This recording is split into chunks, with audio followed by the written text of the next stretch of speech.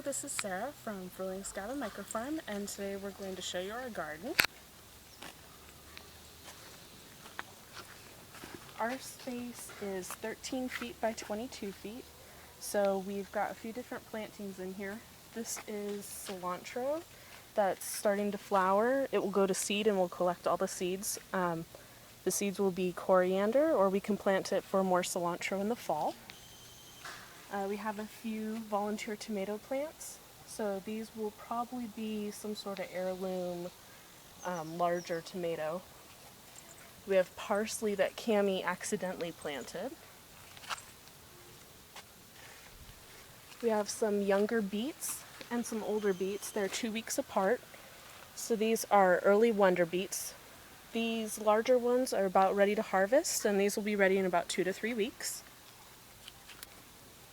We have some more volunteer tomatoes in the corner here, and our spinach we harvested but left some behind for seeds. We have our blueberries that we have fenced in because we have a lot of birds that also like to eat blueberries.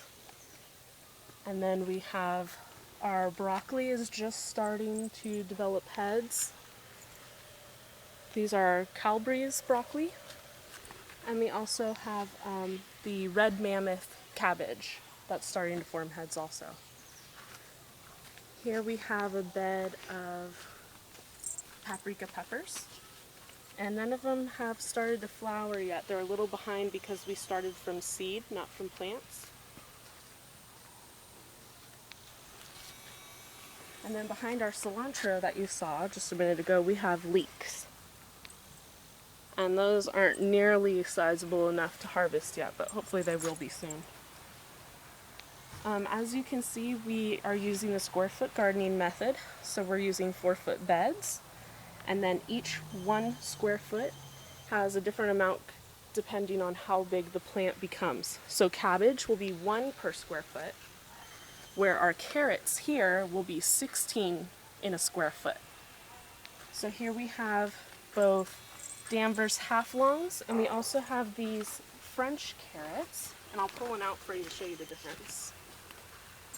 These French carrots stay round like turnips, so they're really cute, as compared to, oh, that Danvers isn't very long.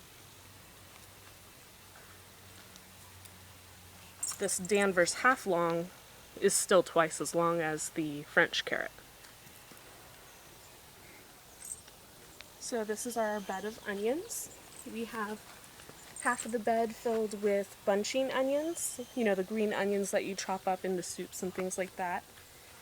And then the other half, if you get close here, you can see the base of the Australian brown bulb onions. So those are really starting to grow.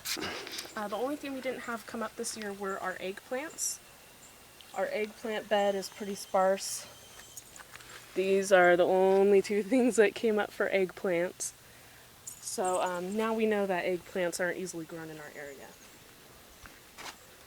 These are our green beans.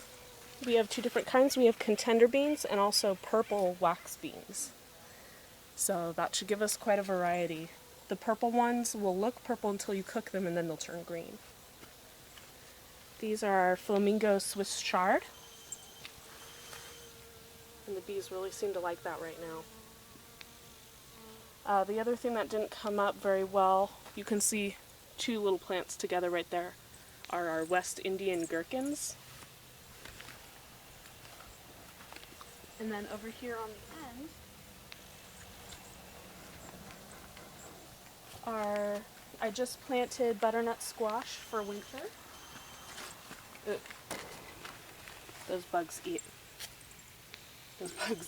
pumpkins. These are the Amish pie pumpkins, these 3 here. And then we also have honeydew melons and some Amish paste tomatoes that we planted from seed as well. These are the only tomatoes that we planted from seed. The others were volunteers. They just came up on their own from last year. And lastly, if you look in our little annex garden here, here's where we planted our potato towers. Unfortunately, some bugs came and ate all of our potatoes, so we didn't get anything out of that this year. But that's our garden. So this was 13 feet by 22 feet. and we're already producing this much, so if we can do it, so can you. If you want more information on our garden or what we're doing here, go to www.fmicrofarm.com.